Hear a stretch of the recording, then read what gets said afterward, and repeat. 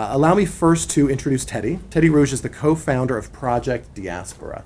The organization engages and mobilizes the African diaspora to take an active role in the development of the continent.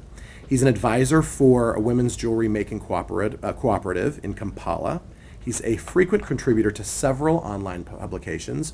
You've read Teddy's words if you've been reading on CNN, Pop Tech, The Globe and Mail, The Guardian, and the Project Diaspora blog. In preparing for this conversation here today, I thought about all of the things that us members of the diaspora have at our disposal in terms of dealing with a lot of these issues. And I'll speak very narrowly in terms of my participation because we have a very short time. One of the things that I think that I'm passionate about is making sure that diaspora has a voice in terms of participating in the development of our home countries. For me, the development of the continent, I've always thought, is going to be driven by three things. One, it is going to be us, members of the diaspora. Two, it's going to be technology. And three, it's going to be our youth. And that's specifically to Africa. And in going on that route, what I've really concentrated on is making sure that I am part and parcel of every conversation that has to do with our continent. Because for too long, we have let other people speak for us. And it's high time that we started taking the microphone back and speaking on these issues so that we can show that Africa does have intellectual capacity to actually participate, as well as take over some of the governance, some of the problem solving that faces the continent. We need to start being the leaders, the doers, and the innovators out of the problems that we are doing. And we don't need to necessarily be followers implementing solutions that other people have come up with.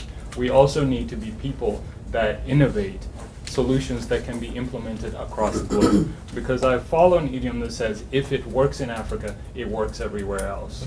And that's certainly true for a lot of problems, because if you can prove your case in Africa, probably one of the most inhospitable environments in the world, then you can prove your case anywhere else.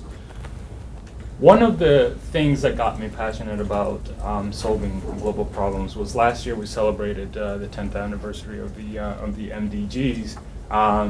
And I don't know if anybody was here in DC or New York or partook in any of the parties that happened.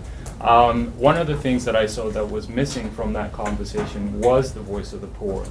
We had celebrities, we had heads of state, we had luminaries in all capacities that took up the microphone and talked about the so-called poor. But nobody invited the poor.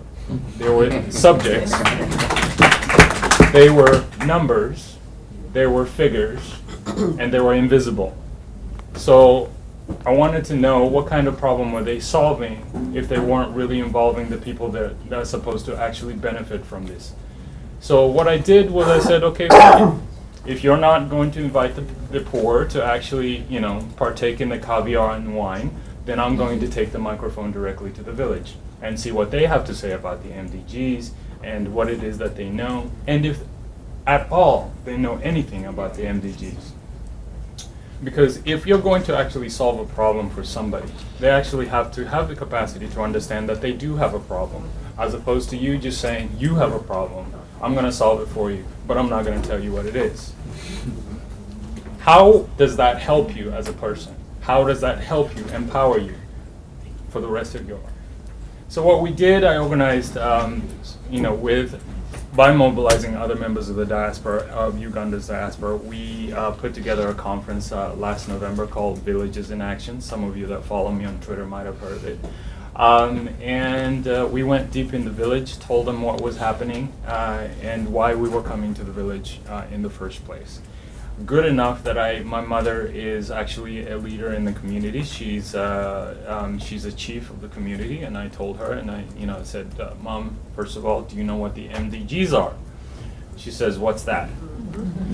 There is a problem. That highlights to me a problem, is the chief of a village of 1,000 people has no idea what the MDGs are 10 years after they were announced. There is a problem. So let's have a discussion. So we brought out about 700 villagers. They built the stage themselves. We brought the microphone. Orange Uganda was kind enough to partner with us.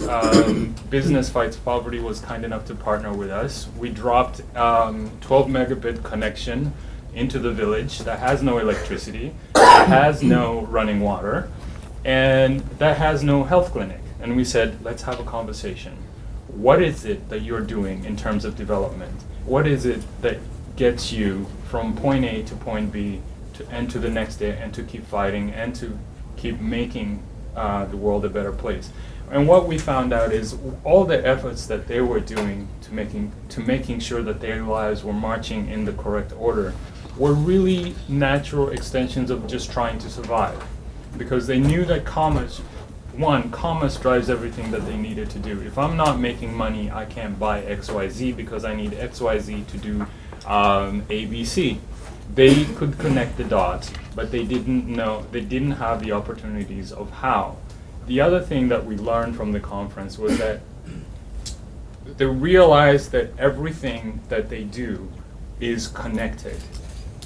If you invest in education, that investment in education affects community health.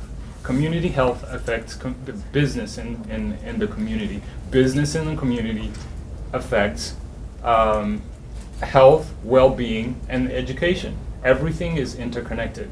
And the more business, what was interesting to find out that they're as business improved, it's a sugar farming village. So a lot of them are outgrowers for the sugar factory. And they connected the dots finally, that the more farmers who engaged in sugar farming meant you had to clear several acres of land, which meant you had to cut down trees, which meant that now that exacerbated the problem of climate change. And climate change affected how other crops in the community were. So then they began talking about diversification. How do we fix the problem of economic diversity in this village without affecting the environment, without affecting everything else? So it was interesting to see that people that have never heard of these goals were already actually doing the projects that need, and having the conversations that needed to be had in order to meet these development goals. And that told me something, is why are we spending so much time and money in New York and Geneva and everywhere else having these high-level conversations, when really the conversation we need to be having is with the people that are directly affected? We don't need Harvard graduates to be telling these villagers exactly how to live, how to develop, when they already know. Empower them to do it for themselves. Partner with them. You cannot solve global problems in an office. You can't. You have to solve them on the ground with those people that are most affected. And one of the other things that I've made it probably my life purpose from now on is to make sure that my community, as a member of the diaspora, change starts at home. You can't do anywhere else. You have to start it at home, and you have to do it. Imagine in 2007 when I decided corporate America was just too much for me, when I had packed up my bags and I'd gone, and I woke up one morning in my mother was in the garden. I had my cup of tea. Of course, she wakes up at 5:30 in the morning. Here I am at 9 o'clock ambling into the garden, and she's already been working for 2 hours. And I'm looking at what she's preparing, and I'm wondering, and I'm looking at it, and I'm asking, what is that exactly? And she says, well, this is aloe vera. I don't have a market for it. Can you do something about that? If you can imagine a cartoon light bulb right on top of my head going, I have a purpose. So I set forth into investigating exactly what it is that we needed to do to, as a member of the diaspora. One of the things we possess is connections. And we have that connection to our local community, we have that connection to our diaspora community, and we have those numbers and figures and people we need to talk to. So over the last 3 years, I've been engaging with members of that community as farmers to go from sustainable farming to commercial farming.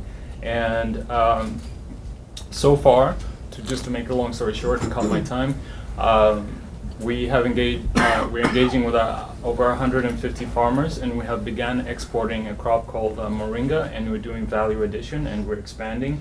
If you would like to be part of that, give me a call.